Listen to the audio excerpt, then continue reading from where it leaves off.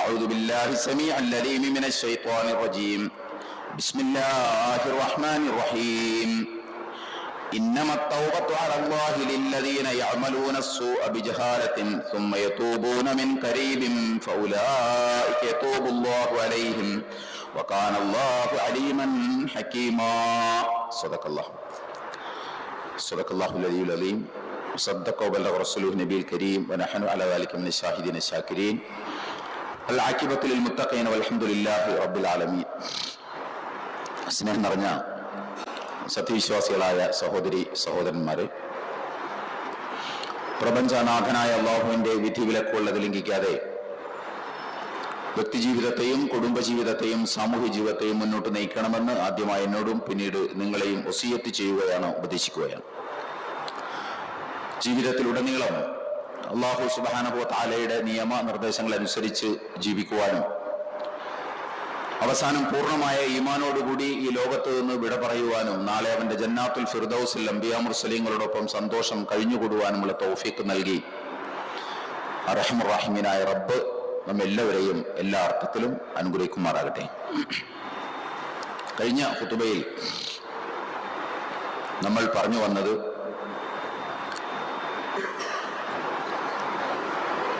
ചില വ്യാമോഹങ്ങളെ കുറിച്ചാണ്.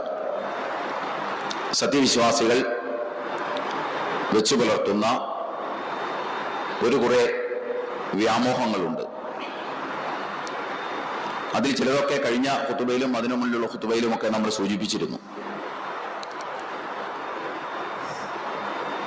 ചില ആളുകളുടെ കയ്യിൽ നിന്ന് കടം വാങ്ങിയാൽ കൊടുത്തില്ലെങ്കിലും കുഴപ്പമില്ല, സമ്പന്നരുടെ കൈകളിൽ നിന്ന് പണം കടം വാങ്ങിയാലും അത് തിരിച്ചു കൊടുത്തില്ലെങ്കിലും വലിയ പ്രശ്നങ്ങളൊന്നുമില്ല എന്നൊക്കെ ചിന്തിക്കുന്ന ആളുകൾ നമ്മുടെ സമൂഹത്തിലുണ്ട്. അതിന്റെ വിശദാംശങ്ങളൊക്കെ കഴിഞ്ഞ ഖുതുബയിൽ നമ്മൾ സൂചിപ്പിച്ചതാണ്. ആ കൂട്ടത്തിൽ നമ്മളൊരു കാര്യം മനസ്സിലാക്കേണ്ടത്, അല്ലാഹു സുബ്ഹാനഹു വ തആല റഹ്മാനാണ്, റഹീമാണ്. അല്ലാഹു സുബ്ഹാനഹു വ തആല ഗഫൂറാണ്, ഗഫാറാണ്. അതായത് പാപം പൊറുക്കുന്നവനാണ് അല്ലാഹു, കാരുണ്യവാനാണ്, കരുണാമയനാണ് അല്ലാഹു. അല്ലാഹു തവ്വാബാണ്, പശ്ചാത്താപം സ്വീകരിക്കുന്നവനാണ് പടച്ച തമ്പുരാൻ. ഇതൊക്കെ അല്ലാഹുവിന്റെ സവിശേഷതകളാണ്. ധാരാളമായി ഈ പദങ്ങൾ വിശുദ്ധ ഖുർആനിൽ നമുക്ക് കാണാൻ സാധിക്കും. അഥവാ അല്ലാഹു കാരുണ്യവാനാണ്, കരുണാമയനാണ്, അല്ലാഹു പാപം പൊറുക്കുന്നവനാണ്, അല്ലാഹു പശ്ചാത്താപം സ്വീകരിക്കുന്നവനാണ്, ഇതൊക്കെയാണ്. പക്ഷെ എങ്കിലും അല്ലാഹുവിനെ കുറിച്ച് നമ്മൾ ഒരിക്കലും വ്യാമോഹത്തിൽ അകപ്പെടരുത്. അല്ലാഹ് ഇതൊക്കെ തന്നെയാണ്, പക്ഷെ വ്യാമോഹത്തിൽ അകപ്പെടരുത്. റസൂലുള്ളാഹി സ്വല്ലല്ലാഹു അലൈഹി വസല്ലം പറഞ്ഞ ഒരു കാര്യം കഴിഞ്ഞ ഖുതുബയിൽ ഞാൻ സൂചിപ്പിച്ചിരുന്നു. വൽ ആജിസു മൻ അത്ബഅ നഫ്സഹു ഹവാഹ ഫതമന്ന അലല്ലാഹി ലമാനിയ. കാര്യങ്ങളൊക്കെ തങ്ങളുടെ ഇഷ്ടപ്രകാരം തങ്ങൾ നിർവഹിക്കുകയും എന്നിട്ട് അല്ലാഹു പുറത്തു തരും എന്ന് വ്യാമോഹിക്കുകയും ചെയ്യുന്നവരാണ് ബുദ്ധിശൂന്യർ എന്ന് റസൂലുള്ളാഹി സ്വല്ലല്ലാഹു അലൈഹി വസല്ലം പറയുന്നത് വളരെ അർത്ഥവത്താണ്.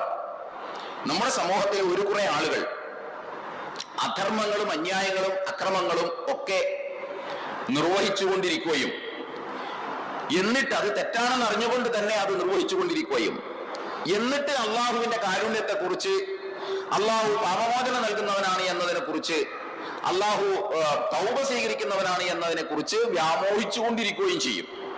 അതൊരിക്കലും സത്യവിശ്വാസിക്ക് ഭൂഷണമല്ല.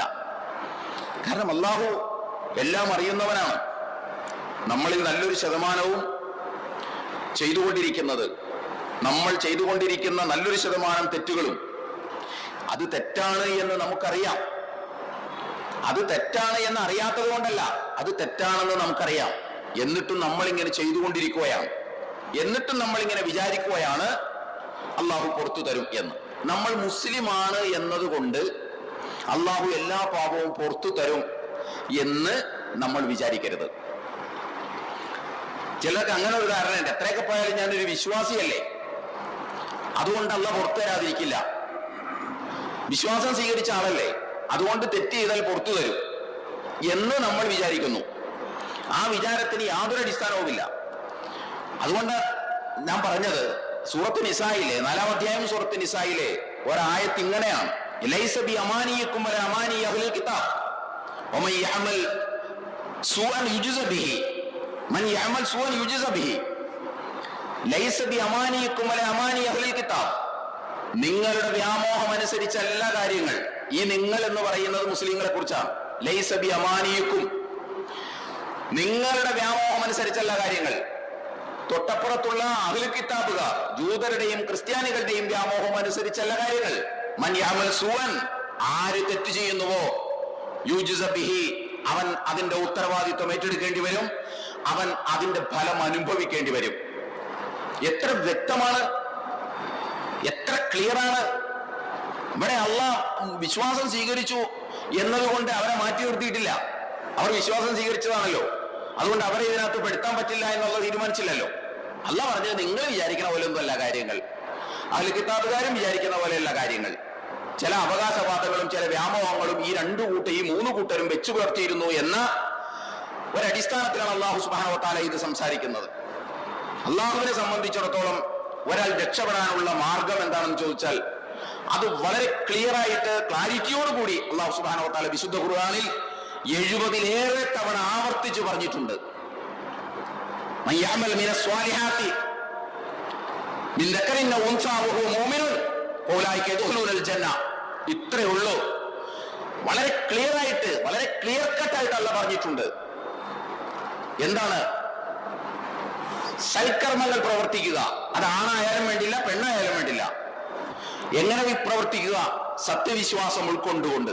സത്യവിശ്വാസം ഉൾക്കൊണ്ടുകൊണ്ട് സൽക്കർമ്മം പ്രവർത്തിച്ചാൽ നിങ്ങൾക്ക് സ്വർഗത്തിൽ പോകാം. ഇത്ര ഗ്യാരണ്ടി അല്ലാഹു പറയുന്നുള്ളൂ. ഇത് ഖുർആൻ വായിച്ചാൽ പലയിടങ്ങളിൽ അല്ലാഹു ആവർത്തിക്കുന്നത് നമുക്ക് കാണാൻ സാധിക്കും. ഈ കാര്യം അല്ലാഹു 70-ലേറെ സ്ഥലത്ത് അല്ലാഹു സുബ്ഹാനഹു വ തആല പറഞ്ഞിട്ടുണ്ട്.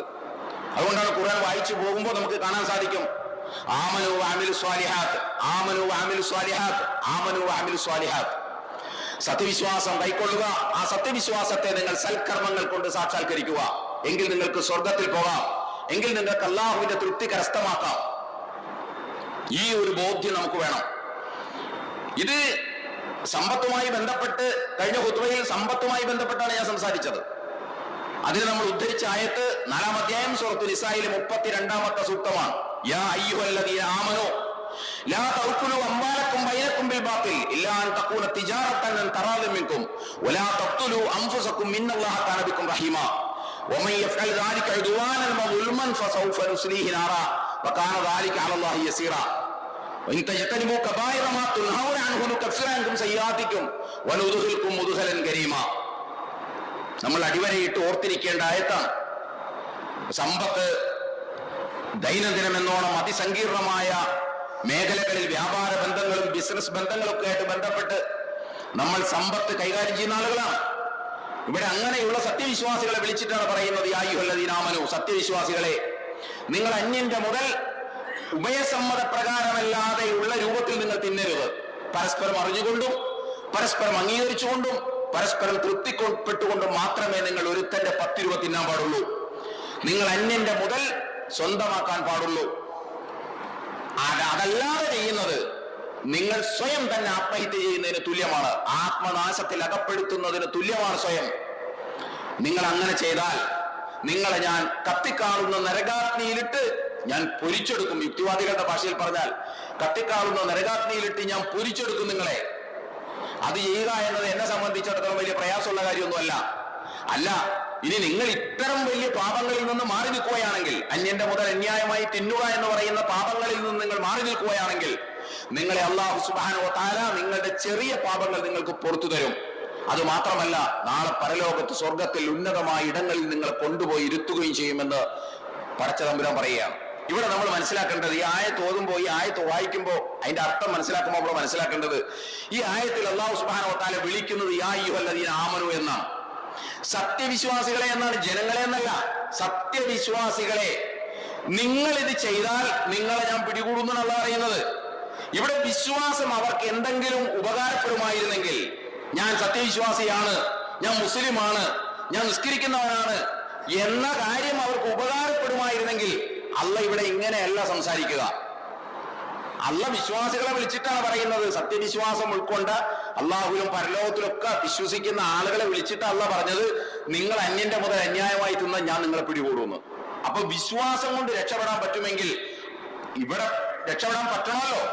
പക്ഷെ ഇവിടെ രക്ഷപ്പെടുന്ന സ്വഭാവമല്ലല്ലോ അള്ള പറയുന്നത്.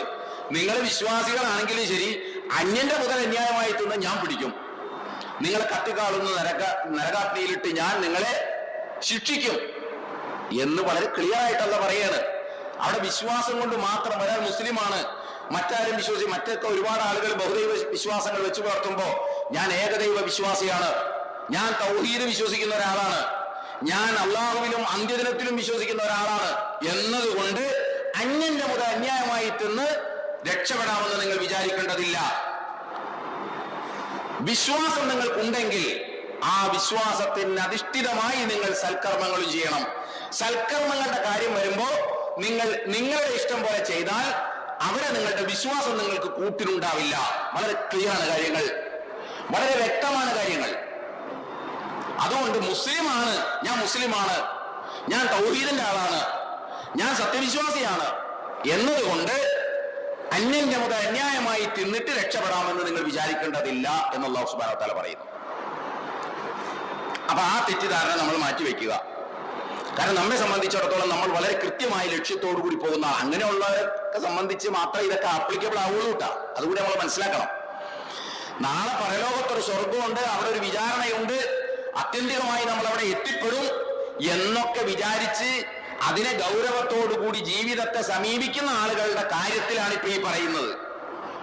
അങ്ങനെയുള്ള ആളുകൾക്ക് പഠിക്കാനും അങ്ങനെയുള്ള ആളുകൾക്ക് മനസ്സിലാക്കാനുമാണ് ഇത് ഉപകാരപ്പെടുകയും ചെയ്യുള്ളൂ. അതല്ലാത്തവർ ഈ പറഞ്ഞ വ്യാമോഹത്തിൽ അകപ്പെട്ട് ജീവിക്കുന്ന ആളുകളാണ് എന്ന് നമ്മൾ മനസ്സിലാക്കണം. അതേപോലെ തന്നെ നമ്മൾ തിരിച്ചറിയേണ്ട മറ്റൊരു കാര്യമാണ്, തെറ്റ് എന്ന് പറഞ്ഞാൽ എല്ലാം ഒറ്റ കാറ്റഗറി അല്ല. തെറ്റ് എന്ന് പറഞ്ഞാൽ തിന്മ എന്ന് പറഞ്ഞാൽ പല വിധമുണ്ട്. ഒരു എക്സാമ്പിൾ പറഞ്ഞാൽ, അതിന്റെ മുഴുവൻ വിശദാംശങ്ങളൊന്നും പറയാൻ ഇപ്പൊ നമുക്ക് സമയമില്ല. മറ്റൊരു ഖുതുബയിൽ നമുക്ക് അതിന്റെ മറ്റു വിശദാംശങ്ങളിലേക്ക് പോകാം ഇൻഷാ അല്ലാഹ്. അതായത് ഞാൻ നമസ്കരിച്ചില്ല, ഞാൻ 10-15 വർഷമായിട്ട് നമസ്കരിച്ചിട്ടില്ല. അല്ലെങ്കിൽ ഞാൻ മദ്യപിച്ചു, വർഷങ്ങളായിട്ട് ഞാൻ മദ്യപിക്കുന്നു. ഇത് രണ്ടും തിന്മയാണ്. ഈ രണ്ട് തിന്മകൾക്കുള്ള പ്രത്യേകത എന്താണെന്ന് ചോദിച്ചാൽ, ഈ തിന്മ ചെയ്ത ഒരാൾ ഒറ്റക്ക് വീട്ടിലിരുന്ന് പ്രാർത്ഥിച്ചാലും പടച്ച തമ്പുരാൻ പുറത്തു തരും. അയാൾ വേറെ ഒരാളുടെയും സപ്പോർട്ട് ആവശ്യമില്ല. വീട്ടിൽ അടച്ചിട്ട മുറിയിലിരുന്ന് അല്ലെങ്കിൽ പള്ളി മൂലയിലിരുന്ന് അല്ലാഹു സുബ്ഹാനഹു വ തആലയോട് മാപ്പിനപേക്ഷിച്ചാൽ, നമസ്കരിച്ചില്ല എന്ന കാരണം, മദ്യപിച്ചു എന്ന കാരണം അള്ളാഹുവിനോട് മാപ്പപേക്ഷിച്ചാൽ അല്ലാഹു സുബ്ഹാനഹു വ തആല കാരുണ്യവാനായ റബ്ബ് ആ മാപ്പപേക്ഷ സ്വീകരിക്കും.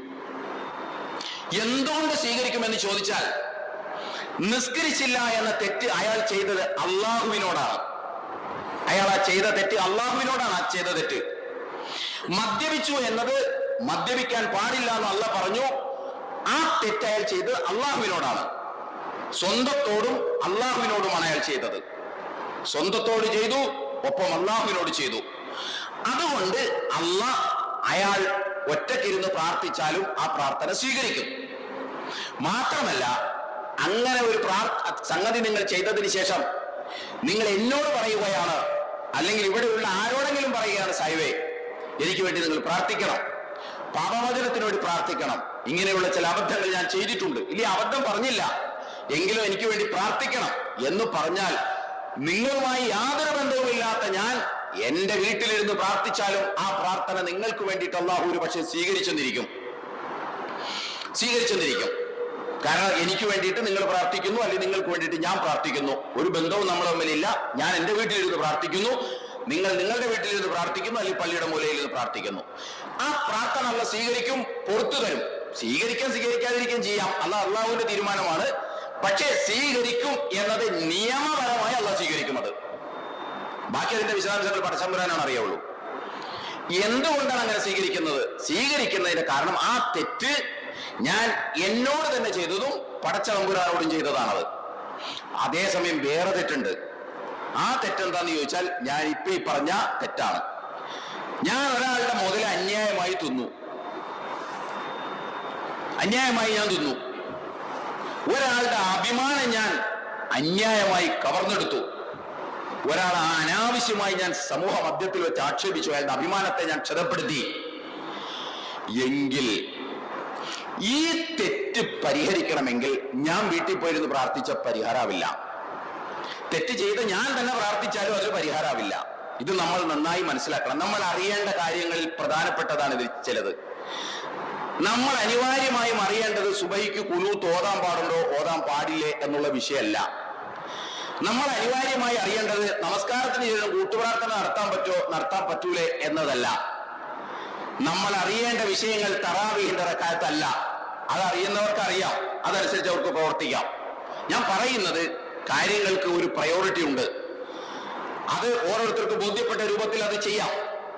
അവിടെയും ഞാൻ കഴിഞ്ഞ ഖുതുബയിൽ സൂചിപ്പിച്ചതുപോലെ ഇവിഷയങ്ങളിലെല്ലാം ഒട്ടേറെ അഭിപ്രായ വ്യത്യാസങ്ങളുണ്ട്. മദ്ഹബിന്റെ ഇമാമുകളുടെ ഇടയിലുണ്ട്, അതുപോലെ തന്നെ മറ്റുള്ളവരുടെ ഇടയിലെല്ലാം ഉണ്ട് അഭിപ്രായ വ്യത്യാസങ്ങൾ. നീക്കുപോക്കുകൾക്കിടമുള്ള ഇടങ്ങളും കൂടിയാണതെന്ന് നമ്മൾ മനസ്സിലാക്കണം. ഞാനത് പറഞ്ഞിരുന്നു. എന്നാൽ ഒരാളുടെ പണം 10 രൂപ അന്യായമായി തിന്നാൻ പറ്റുമോ എന്ന കാര്യത്തിൽ ഒരു മദ്ഹബിന് ഒരു അഭിപ്രായ വ്യത്യാസവും ഇല്ല, ഒരു സംഘടനയ്ക്ക് ഒരു അഭിപ്രായ വ്യത്യാസവും ഇല്ല, ആർക്കും അഭിപ്രായ വ്യത്യാസവും ഇല്ല. ഈ ഒരു തെറ്റ് നമ്മൾ ചെയ്താൽ, ഞാൻ ഒറ്റക്ക് പോയിരുന്ന് വീട്ടിൽ പ്രാർത്ഥിച്ചാലും, ഞാൻ പള്ളിയിലിരുന്ന് പ്രാർത്ഥിച്ചാലും, നിങ്ങൾ എല്ലാവരും കൂടി എനിക്ക് വേണ്ടി പ്രാർത്ഥിച്ചാലും, ഞാൻ പ്രാർത്ഥനയ്ക്ക് ഉത്തരം കിട്ടുന്ന കഅബ ശരീഫിന്റെ സമീപത്ത് പോയി മുട്ടുകുത്തി മുട്ടിപ്പായി പ്രാർത്ഥിച്ചാലും ആ പ്രാർത്ഥന അല്ലാഹു സ്വീകരിക്കില്ല. എന്തുകൊണ്ടെന്ന് ചോദിച്ചാൽ ആ തെറ്റ് ഞാൻ എന്നോട് ചെയ്തതല്ല, അള്ളാഹുവിന്റെ തന്നെ മറ്റൊരടിമയോട് ചെയ്തതാണ്. അതിനാദ്യം അവൻ പൊറുക്കണം, അവൻ ക്ഷമിക്കണം. അവൻ ക്ഷമിച്ചതിന് ശേഷം അള്ളാഹുവിന്റെ കൽപ്പന ലംഘിച്ച പാപത്തിന് അള്ളാഹുവിനോട് നമുക്ക് മാപ്പ് തേടാം. അപ്പൊ അള്ളാഹു സ്വീകരിക്കും. ഇത് നമ്മൾ നന്നായി പഠിക്കണം. മറ്റേത് ഞാൻ പറഞ്ഞല്ലോ, പഠിക്കണ്ടെന്നല്ല ഞാൻ പറഞ്ഞത്. അതിന്റെ ശരിയായ വശം എന്താണെന്നൊക്കെ നമുക്ക് പഠിക്കാം, അതൻ ചെയ്യാം. പക്ഷേ അതിനേക്കാളെല്ലാം ഗൗരവമുള്ള സംഗതിയാണ് ഈ പറയുന്നത്. അതിന് പ്രധാന കാരണം ആ പറഞ്ഞതാണ്. ഒന്നാ ചെയ്യുന്ന പണി ആത്മനാശമാണ്, രണ്ടാമത് കത്തിക്കാളുന്ന നരകാഗ്നിയിലിട്ട് ഞാൻ നിങ്ങളെ ശിക്ഷിക്കും, മൂന്നാമത് ഇതിൽ നിന്ന് മാറി നിൽക്കുകയാണെങ്കിൽ ചെറുതൊക്കെ ഞാൻ പുറത്തു തരാം. ഇത്രയും ഓഫറുകളും പ്രത്യേകതകളും പറഞ്ഞുകൊണ്ടല്ല പറഞ്ഞൊരു കാര്യമാണ് അന്യന്റെ മുതൽ അന്യായമായി തിന്നരുതെന്ന് പറയുന്നത്.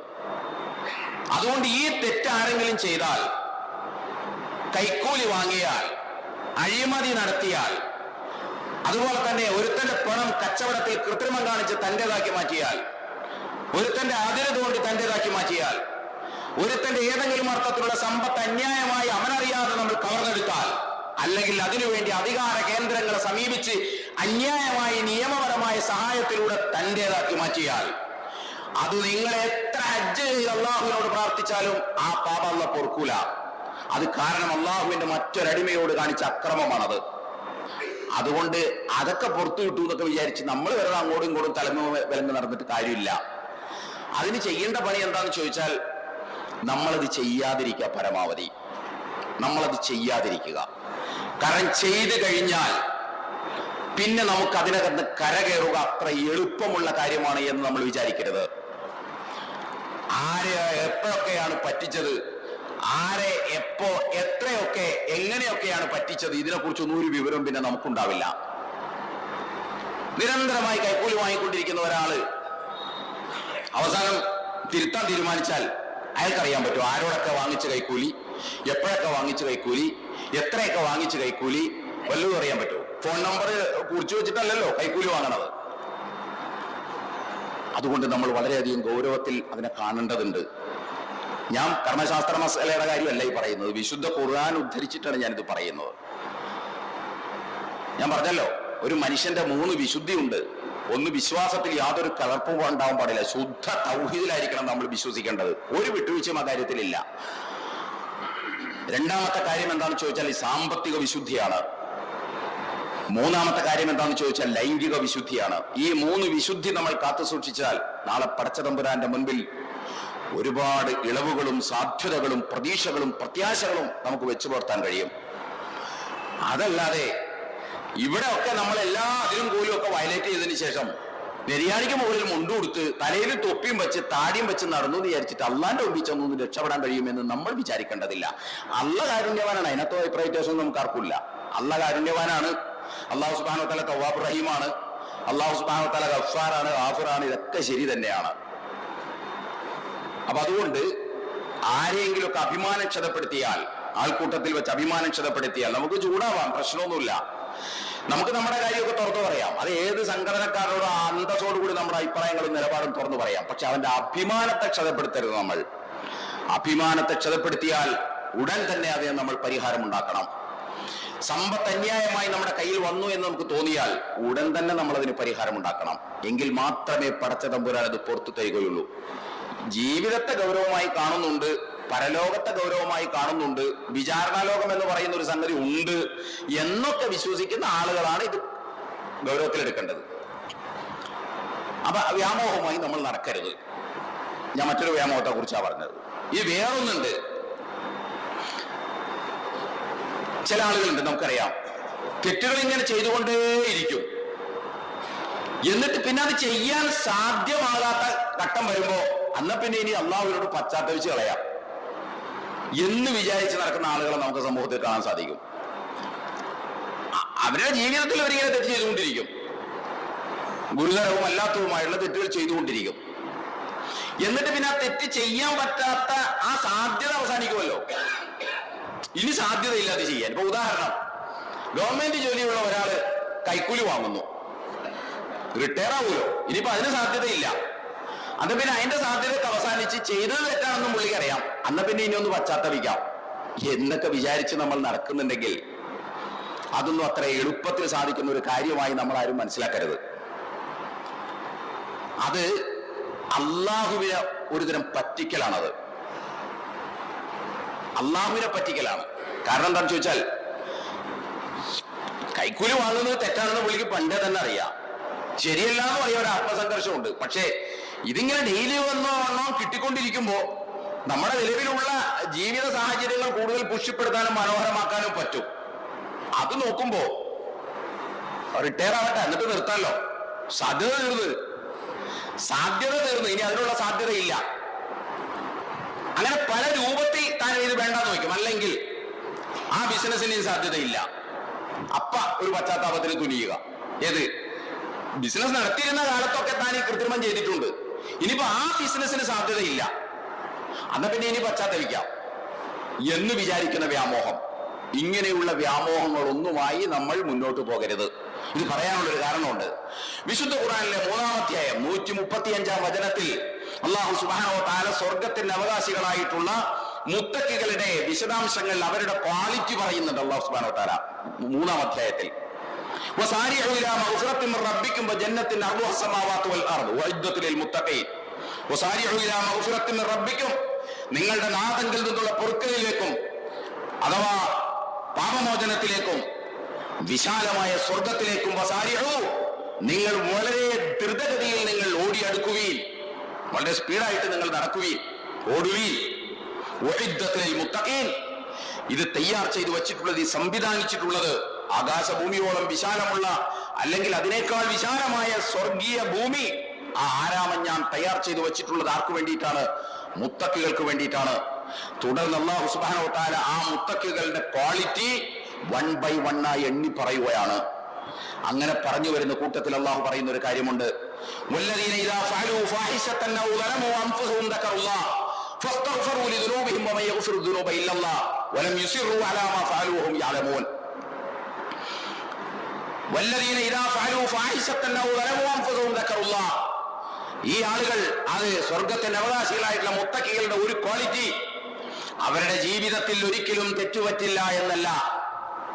ഏത് ഔലിയാക്കും തെറ്റുപറ്റും. തെറ്റുപറ്റാത്ത ഒരു ഔലിയ സങ്കല്പമൊന്നും ഖുർആൻ എവിടെയും വരച്ചു കാണിക്കുന്നില്ല. തെറ്റുപറ്റാത്ത ഒരു സത്യവിശ്വാസി സങ്കല്പം ഖുർആൻ എവിടെയും വരച്ചു കാണിക്കുന്നില്ല. തെറ്റുപറ്റാത്ത ഒരു മുത്തഖി സങ്കല്പം ഖുർആൻ എവിടെയും വരച്ചു കാണിക്കുന്നില്ല. പിന്നെന്താണ് പ്രശ്നം? അങ്ങനെ ഒരു തെറ്റുപറ്റിയാൽ ദക്കറുല്ലാഹ്, ഇത് അബദ്ധമായി പോയല്ലോ, ഞാൻ ചെയ്തത് ശരിയല്ലല്ലോ, ഞാൻ ചെയ്തത് അള്ളാഹുവിന്റെ ഇന്ന കൽപ്പനകൾക്ക് വിരുദ്ധമാണല്ലോ എന്ന് അയാൾ ഓർക്കുകയും ഉടൻ തന്നെ അതിൽ നിന്ന് അയാൾ പിൻവാങ്ങുകയും അള്ളാഹുവിനോട് പൊറുക്കലിനെ തേടുകയും ചെയ്യും. അവിടെ പിന്നെ അയാൾ ഉറച്ചു നിൽക്കൂല. ന്യായീകരണങ്ങളൊക്കെ പറഞ്ഞ് വ്യാമോഹത്തിൽ അകപ്പെട്ട് സ്വന്തം സമാധാനിച്ച് അയാൾ അവിടെ ഉറച്ചു നിൽക്കൂല. തെറ്റ് ചെയ്യൂല എന്നല്ല, ഏത് മിമ്പറിൽ നിന്ന് ഖുതുബ പറയുന്ന മനുഷ്യനും തെറ്റുപറ്റും, ഏത് മുത്തഖിക്കും തെറ്റുപറ്റും, ഏത് വലിയനും തെറ്റുപറ്റും ജീവിതത്തിൽ. കാരണം അയാൾ ഈ സങ്കീർണമായ ഒരു ഭൗതിക ലോകക്രമത്തിനിടയിലാണ് അയാൾ ജീവിച്ചുകൊണ്ടിരിക്കുന്നത്. പ്രശ്നം എന്താണെന്ന് ചോദിച്ചാൽ തെറ്റുപറ്റൂല എന്നുള്ളതല്ല. തെറ്റുപറ്റിയാൽ ഉടൻ തന്നെ അള്ളാഹുവിനെ ഓർക്കുകയും ഞാൻ ഈ ചെയ്തത് തെറ്റാണല്ലോ എന്ന് അയാൾ ഓർക്കുകയും ഉടനെ തന്നെ അയാൾ അള്ളാഹുവിനോട് പശ്ചാത്തപിക്കുകയും അവിടെ നിന്ന് ഉറച്ചു നിൽക്കാൻ ശ്രമിക്കുകയല്ല ചെയ്യുക, അതിനകത്ത് നിന്ന് തിരിഞ്ഞു നടക്കാൻ അയാൾ ശ്രമിക്കുക. ഇതാണ് യഥാർത്ഥത്തിൽ സത്യവിശ്വാസിയുടെ ഒരു ക്വാളിറ്റി എന്ന് പറയുന്നത്. ഇത് നമ്മൾ ഇതൊക്കെ ഈ നിലക്ക് മനസ്സിലാക്കണമെന്നുണ്ടെങ്കിൽ ഞാൻ ആവർത്തിച്ചു പറയുന്നു, ആവർത്തിച്ചു പറഞ്ഞുകൊണ്ടിരുന്നു, ഇനിയും ആവർത്തിച്ചു പറഞ്ഞുകൊണ്ടിരിക്കും. ഖുർആൻ നമ്മൾ വായിക്കണം. ഖുർആൻ വായിക്കുമ്പോൾ മനസ്സിലാകുന്ന ഒരു കുറെ കാര്യങ്ങളുണ്ട്. ആ കാര്യങ്ങളിൽ പെട്ടതാണ് ഈ പറഞ്ഞ കാര്യങ്ങൾ. അള്ളാഹു എന്തും പുറത്തു തരുമെന്നൊക്കെ ഖുർആനിൽ നമുക്ക് കാണാം. എന്തും പുറത്തു തരുമെന്ന് പറഞ്ഞാൽ എവിടെ ഇരുന്ന് എന്തൊക്കെ തെമ്മാടിത്തരങ്ങൾ എപ്പോ ഒക്കെ കാണിച്ചാലും ഇതൊക്കെ പൊറുക്കാനിരിക്കുന്ന ആളാണ് പടച്ചോന്നൊന്നും നമ്മൾ മനസ്സിലാക്കി പോകരുത്. അതൊക്കെ മനസ്സിലാക്കണമെന്നുണ്ടെങ്കിൽ ഇതൊക്കെ നമുക്ക് മനസ്സിലാകണം. അള്ളാഹു സത്യവിശ്വാസിനെ എങ്ങനെയാണ് ഡിഫൈൻ ചെയ്തിട്ടുള്ളത്, മുത്തഖയെ എങ്ങനെയാണ് ഡിഫൈൻ ചെയ്തിട്ടുള്ളത്. അള്ളാഹ് പുറത്തു തരും, അക്കാര്യത്തിലൊന്നും യാതൊരു സംശയമില്ല. അള്ളാഹ് നമുക്ക് പുറത്തു തരും. നമ്മൾ നന്മ ചെയ്താൽ നമ്മുടെ ചില പാപങ്ങളല്ല പുറത്തു വരും. അതാണല്ല പറഞ്ഞ ഈ വൻപാപത്തിൽ നിങ്ങൾ മാറി നിന്നാൽ നിങ്ങളുടെ വേറെ കുറെ പാപങ്ങൾ ഞാൻ നിങ്ങൾക്ക് പുറത്തു തരും. അതേപോലെ തന്നെ നന്മ ചെയ്താൽ ആ നന്മ കൊണ്ട് നമ്മുടെ തിന്മകളല്ല പുറത്തു വരും. ഇതൊക്കെ ഖുർആൻ പറയുന്നതാണ്. നിങ്ങൾ നിങ്ങളുടെ വാക്കുകളും സംസാരങ്ങളും നന്നാക്കൂ, നിങ്ങൾക്ക് അല്ലാഹു പലതും പുറത്തു വരും. കാരണം വെച്ചിട്ടുണ്ടെങ്കിൽ ആ പറയുന്ന കാര്യങ്ങളൊക്കെ ചെയ്താൽ സമൂഹത്തിൽ ഒരുപാട് പ്രശ്നങ്ങൾ ഉണ്ടാകും. ആ സമൂഹത്തിൽ ഭയങ്കര പ്രശ്നങ്ങൾ ഉണ്ടാക്കുന്ന പരിപാടികളിൽ നിന്നും വൻപാപങ്ങളിലൊക്കെ നിങ്ങൾ മാറി നിന്ന് കഴിഞ്ഞാൽ നിങ്ങൾ ഇതല്ലെങ്കിലും നിങ്ങളുടെ ഭാഗത്ത് നിന്ന് മനുഷ്യനെന്നുള്ളതിലൊക്കെ ഒരുപാട് തെറ്റുകൾ വരും. ഞാൻ നിങ്ങൾക്ക് ചെയ്തെന്ന അനുഗ്രഹങ്ങൾ വെച്ച് നോക്കുമ്പോൾ അതടക്കം നിങ്ങൾ എന്നോട് കാണിക്കുന്ന നന്ദികേടാണത്. അതൊക്കെ ഞാൻ പുറത്തു വരും. ഓഫറാണ് അള്ളാഹുവിന്റെ, കരുണാമയനാണ്. ആരെ പിടിച്ച് എങ്ങനെ ശിക്ഷിക്കാം എന്നുള്ളതിനെ കുറിച്ചല്ല അള്ളാഹ് ഇങ്ങനെ ആലോചിച്ചുകൊണ്ടിരിക്കുന്നത്. എങ്ങനെ ആരെ പിടിച്ച് നരകത്തിലിടാം എന്നുള്ളതിനെ കുറിച്ചല്ല അള്ളാഹ് ആലോചിക്കുന്നത്. എങ്ങനെ ഒരുത്തരം നരകത്തിൽ നിന്ന് പൊക്കി സ്വർഗത്തിലേക്ക് ഇടാം എന്നുള്ളതിനെ കുറിച്ച് ആലോചിച്ചു കൊണ്ടിരിക്കുന്ന കരുണാമയനായ റബ്ബ് ഇതൊക്കെ പുറത്തു വരും. നമ്മൾ എത്ര വലിയ തിന്മ ചെയ്തിട്ടുണ്ടെങ്കിലും പുറത്തു വരും. പക്ഷെ അതിന്റെ ഒരു സംഗതി ഇതാണ്, തിന്മയാണെന്ന് അറിയുക, അത് കണ്ടിന്യൂസ് ആയിട്ട് ചെയ്യുക. അതിന്റെ സാധ്യതകളെല്ലാം അവസാനിച്ചു കഴിയുമ്പോൾ അന്ന് പിന്നെ ഇനി പശ്ചാത്തപിച്ച് ശരിയാക്കി കളയാം എന്ന വ്യാമോഹം അള്ളാഹിനെ കുറിച്ച് ശരിയായ ധാരണയില്ലാത്തത് കൊണ്ടാണ് അവൻ ചെയ്യുന്നത്. എന്ത് ഗുരുതരമായ പാപവും നമ്മുടെ ഭാഗത്ത് വരും. വ്യഭിചാരം നമ്മുടെ ഭാഗത്തുനിന്ന് വരും. അള്ളാഹു ആവർത്തിച്ച് ചെയ്യരുത് എന്ന് പറഞ്ഞതാണ് വ്യഭിചാരം. അള്ളാഹ് ആവർത്തിച്ച് പറഞ്ഞ കാര്യമാണ് മദ്യപിക്കരുതെന്ന് പറഞ്ഞ കാര്യം. അള്ളാഹ് ആവർത്തിച്ച് പറഞ്ഞ കാര്യമാണ് സാമ്പത്തിക കുറ്റവാളിയായി നിങ്ങൾ മാറരുതെന്ന് പറഞ്ഞ കാര്യം. ഇതൊക്കെ പരിഹരിച്ചു തരും അള്ളാഹ്. സാമ്പത്തികമായിട്ട് കുറ്റകൃത്യം വാങ്ങിയവരും തിരിച്ചു കൊടുക്കണം, എന്നിട്ട് അള്ളാഹിനോട് പശ്ചാത്തപിച്ച് അള്ളാഹ് പുറത്തു വരും. പക്ഷെ ഇതൊക്കെ ഒരു സ്ഥിരം പരിപാടിയാക്കി, തെറ്റാണെന്ന് അറിയാം, ഇത് അള്ളാഹ് വിരോധിച്ചതാണെന്ന് അറിയാം, ഇതിങ്ങനെ നിരന്തരം എന്നിട്ട് ചെയ്തുകൊണ്ടേയിരിക്കുക, അള്ളാഹ് പുറത്തു വരും ഇങ്ങനെ വിചാരിച്ചുകൊണ്ടിരിക്കുക. എന്നിട്ട് ഇതെല്ലാം കഴിഞ്ഞല്ല നമ്മുടെ ഹജ്ജിനെ കുറിച്ചുള്ള ഞാൻ ഒരു ഘട്ടത്തിൽ സൂചിപ്പിച്ചല്ലോ, ഹജ്ജിനെ കുറിച്ചുള്ള നമ്മുടെ ഒരു സങ്കല്പം എന്താന്ന് ചോദിച്ചാൽ ജീവിതത്തിലെ എല്ലാ ബാധ്യതകളും അവസാനിപ്പിച്ച് ചെയ്യേണ്ട ഒരു കാര്യമാണ് ഹജ്ജ് നമ്മൾ ധരിച്ചിരിക്കുന്നു. രണ്ടാമത് ജീവിതത്തിൽ എന്തൊക്കെ തെറ്റ് ചെയ്തിട്ടുണ്ടെങ്കിലും ആവർത്തിക്കാൻ പറഞ്ഞൊരു കാര്യമാണ് അവിടെ ചെന്ന് കഴിഞ്ഞാൽ ഇതൊക്കെ പുറത്തു വരും എന്നുള്ള വിചാരം. ഇതൊന്നും ഇസ്ലാം പഠിപ്പിച്ച ഇസ്ലാമിലുള്ളതല്ല ഇതൊന്നും. കണ്ണി കണ്ടവരെയൊക്കെ സാമ്പത്തികമായി പറ്റിച്ചതിന് ശേഷം കഅബ ശരീഫിൽ ചെന്ന് നിന്ന് ഇതിന് പരിഹാരം ഉണ്ടാക്കാതെ നമ്മൾ വിചാരിക്കുന്നവർ വിചാരിച്ചു നടക്കാം. പക്ഷെ പ്രമാണപരമായി അതിന് സാധുത നമുക്ക് കണ്ടെത്താൻ കഴിയില്ല. അതുകൊണ്ട് സത്യവിശ്വാസികൾ എന്നുള്ള നിലക്ക് നമ്മൾ ഒരുപാട് നിയന്ത്രണങ്ങൾക്ക് വിധേയമാകുന്നുണ്ട്. പലതും നമുക്ക് ആഗ്രഹമുണ്ടല്ലോ ചെയ്യണമെന്ന്, പക്ഷെ നമ്മൾ അതിൽ നിന്നെല്ലാം വിട്ടുനിൽക്കുന്നു. സത്യവിശ്വാസി എന്നുള്ള നിലക്ക് നമ്മൾ വിട്ടുനിൽക്കുന്നു. ഒരുപാട് സമയം ചെലവഴിച്ചുകൊണ്ട് നമ്മൾ പല ആരാധനകളും നിർവഹിക്കുന്നു. അങ്ങനെ പലതും ചെയ്തൊരു പ്രതീക്ഷയുമായി നടക്കുന്ന ആളുകളാണ് നമ്മൾ. ആ പ്രതീക്ഷകൾക്ക് തടവീഴുന്ന ഇത്തരം സംഗതികൾ വരാതിരിക്കാൻ നമ്മൾ എപ്പോഴും ശ്രദ്ധിക്കണം. അല്ലെങ്കിൽ ചെയ്തത് മുഴുവൻ പാഴ്വേലിയായി പോകുന്ന ഒരു അവസ്ഥയിലേക്ക് നമ്മൾ പോകരുത് എന്ന് വിചാരിച്ച് ഇത് കേൾക്കുമ്പോൾ ആരും നിരാശപ്പെടേണ്ടതില്ല. ഞാൻ ചെയ്തു പോയാലും ഇപ്പൊ എന്ത് ചെയ്യും, അതൊന്നുമില്ല, അതൊക്കെ അല്ല പുറത്തു വരും.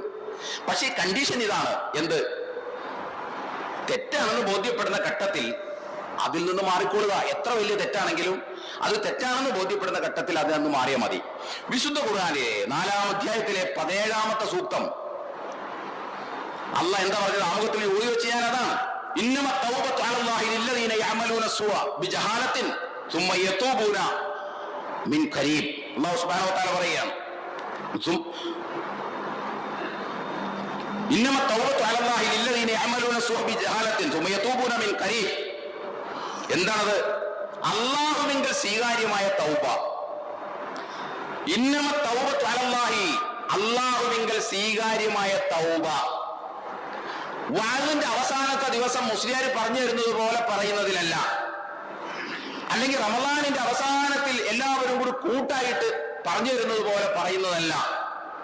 പിന്നെന്താ അല്ലാഹുവിങ്കൽ സ്വീകാര്യമായ തൗബ? എന്താ? ഒരാൾ വിവരക്കേട് കൊണ്ട്, അജ്ഞത കൊണ്ട്, അറിവില്ലായ്മ കൊണ്ട്, അല്ലെങ്കിൽ സാഹചര്യത്തിന്റെ സമ്മർദ്ദം കൊണ്ട് നിങ്ങൾ ഒരു അക്രമം ചെയ്തു പോയാൽ, അങ്ങനെയുള്ള ആളുകൾക്ക് അതിൽ നിന്ന് ഉടനെ തന്നെ അള്ളാഹു പശ്ചാത്തപിച്ചാൽ ആ പശ്ചാത്തലം സ്വീകരിക്കും, ആ തൗബ സ്വീകരിക്കും എന്നല്ല പറയുന്നത്. അതാണ് തൗബ. ഇന്നമ തൗബത്തു അലല്ലാഹി ലില്ലദീന യഅമലൂന സ്സുഅ ബിജഹാലത്തിൻ സുമ്മ യതൂബൂന മിൻ ഖരീബ്. സുമ്മ യതൂബൂന മിൻ ഖരീബ്. ഉടനെ തന്നെ അതിനകത്ത് പശ്ചാത്തപിക്കണം. അല്ലാതെ റിട്ടയർ ആകുമ്പോൾ പശ്ചാത്തപിക്കാം, അല്ലെങ്കിൽ സാധ്യത അവസാനിക്കുമ്പോൾ പശ്ചാത്തപിക്കാം, അതല്ലെങ്കിൽ മറ്റെന്തെങ്കിലും അവസരത്തിൽ പശ്ചാത്തപിക്കാം. ഇനിയിപ്പോ ഇത് കുറച്ചാളും കൂടിയേ ഉള്ളൂ, അതും കൂടി കഴിഞ്ഞിട്ട് പശ്ചാത്തപിക്കാം. ഇവിടെ അല്ല പറയുന്നത് ഉടനെ തന്നെ പശ്ചാത്തപിക്കുക. വിവരക്കേട് കൊണ്ട്, അറിവില്ലായ്മ കൊണ്ട്, അതല്ലെങ്കിൽ സാഹചര്യത്തിന്റെ സമ്മർദ്ദം കൊണ്ട് പെട്ടെന്നൊക്കെ പെട്ടുപോകും. ഇത് നമ്മൾ സങ്കല്പിച്ചോ? ഒരു സുപ്രഭാതത്തിൽ അയാൾ ചെന്ന് പെട്ട ഇടത്ത് വെച്ച് അയാൾക്ക് വ്യഭിചാരത്തിൽ ഏർപ്പെടേണ്ടി വന്നു എന്ന് സങ്കല്പിച്ചു. ഏറ്റവും ഗുരുതരമായ പാപമാണത്, ഏറ്റവും ഗുരുതരമായ പാപമാണ്. അയാൾക്കത് ചെയ്യേണ്ടി വന്നു. എന്നാൽ ചെയ്ത ആ സാഹചര്യത്തിന്റെ പ്രത്യേക സമ്മർദ്ദമുണ്ടല്ലോ, അതിൽ അയാൾ പെട്ടുപോയി. അയാളെ സംബന്ധിച്ചിടത്തോളം ആത്മാർത്ഥമായിട്ട് അവിടെ ഉറച്ചു നിൽക്കാതെ അവിടെ നിന്ന് അയാൾ ആത്മാർത്ഥമായിട്ട് തിരിഞ്ഞു നടക്കുകയാണെങ്കിൽ ആ പാപവും വളരെ സിമ്പിളായിട്ട് അല്ല പുറത്തു വരും. അതിനൊന്നും അള്ളാഹ്ക്ക് യാതൊരു പ്രശ്നവുമില്ല. ഇതൊക്കെ തമ്മിൽ വ്യത്യാസം എന്താണെന്ന് നമ്മൾ മനസ്സിലാക്കേണ്ടതുണ്ട്. മറ്റേത് പടച്ചമ്പുരാനെ കബളിപ്പിക്കലാണ്. കബളിപ്പിക്കുന്ന ഒരുത്തർ പുറത്തു കൊടുക്കുന്നത് പോയിട്ട് അള്ളാഹ്ക്ക് ഇഷ്ടപ്പെടുക കബളിപ്പിക്കൽ തന്നെ. അത് തന്നെ നമ്മളൊന്ന് ആലോചിച്ച് നോക്കിയേ. ഇപ്പൊ എനിക്കൊരു തെറ്റ് നിരന്തരമായിട്ട് അറിയാം, ഞാൻ ചെയ്തുകൊണ്ടിരിക്കുന്നു. എന്നിട്ട് പിന്നെ ഒരിക്കൽ അത് ആവാം എന്ന് വിചാരിക്കുമ്പോൾ ഞാൻ രണ്ട് ഡബിൾ തെറ്റാണ് അവിടെ ചെയ്യുന്നത്. ഒന്ന്, ഞാൻ തെറ്റ് ചെയ്തുകൊണ്ടിരിക്കുന്നു. രണ്ട്, അള്ളാഹിനെ കുറിച്ച് ഞാൻ വ്യാമോഹം വെച്ച് പുലർത്തുന്നു. കാരണം ഇത് അവസാനമായി കഴിഞ്ഞ് കഴിയുമ്പോഴും ചോദിച്ചാലും അള്ളാഹ് തരും. അപ്പൊ അതുകൊണ്ട് ഇപ്പൊ ഇങ്ങനെ അങ്ങനെയാണ് പോട്ടെ എന്ന് വിചാരിക്കുന്നത് അവിടെ ഇരുമുഖ തിന്മയാണ് നമ്മൾ ചെയ്യുന്നത്. ഒന്ന്, അള്ളാഹുവിനെ കുറിച്ച് അനാവശ്യമായി നമ്മൾ വ്യാമോഹത്തിലകപ്പെടുന്നു. ഞാൻ ആവർത്തിച്ച് പറയുന്നു എന്ന് പടച്ചം കാരുണ്യവാനല്ല എന്നൊന്നും എന്റെ ഈ വർത്തമാനം കേട്ട് നിങ്ങൾ ആരും വിചാരിക്കേണ്ടതില്ല. അള്ളാഹ് കാരുണ്യവാനാണ്, ഗഫ്ഫാറാണ്, തവ്വാബുർ റഹീമാണ്. അല്ലാഹു ഗഫൂർ റഹീം എന്ന് നിരന്തരം ഖുർആൻ പറഞ്ഞുകൊണ്ടിരിക്കുന്നു. അതെല്ലാം മനുഷ്യൻ എന്നുള്ള നിലക്ക് ദുർബലത വെച്ചുകൊണ്ട് അല്ലാഹു സുബ്ഹാനഹു വ തആല പറഞ്ഞിട്ടുള്ള കാര്യങ്ങളാണ്. അത് നമുക്ക് ലഭിക്കുകയും ചെയ്യും. പക്ഷെ അത് ഇങ്ങനെ ആയിരിക്കണം എന്ന് മാത്രമേ ഉള്ളൂ. ഇങ്ങനെ ആയിരിക്കണം. അതുകൊണ്ട് അത് തിരിച്ചറിഞ്ഞുകൊണ്ട് ജീവിക്കാൻ നമ്മൾ ഓരോരുത്തരും ശ്രമിക്കുക. അല്ലാഹു സുബ്ഹാനഹു വ തആല നമ്മെ അനുഗ്രഹിക്കുമാറാകട്ടെ. വന്നുപോയ വീഴ്ചകൾ പടച്ചമ്പുരാൻ നമുക്ക് എല്ലാവർക്കും പുറത്തു മാപ്പാക്കി തരുമാറാകട്ടെ. നമ്മളിൽ നിന്ന് മരണപ്പെട്ടു പോയ ആളുകൾക്ക് അല്ലാഹു മഗ്ഫിറത്തും റഹ്മത്തും നൽകി അനുഗ്രഹിക്കുമാറാകട്ടെ. നമ്മുടെ തൊട്ടടുത്ത ആശുപത്രി രോഗികളായി കഴിയുന്ന ആളുകൾക്ക് അല്ലാഹു ആശ്വാസം നൽകി അനുഗ്രഹിക്കുമാറാകട്ടെ.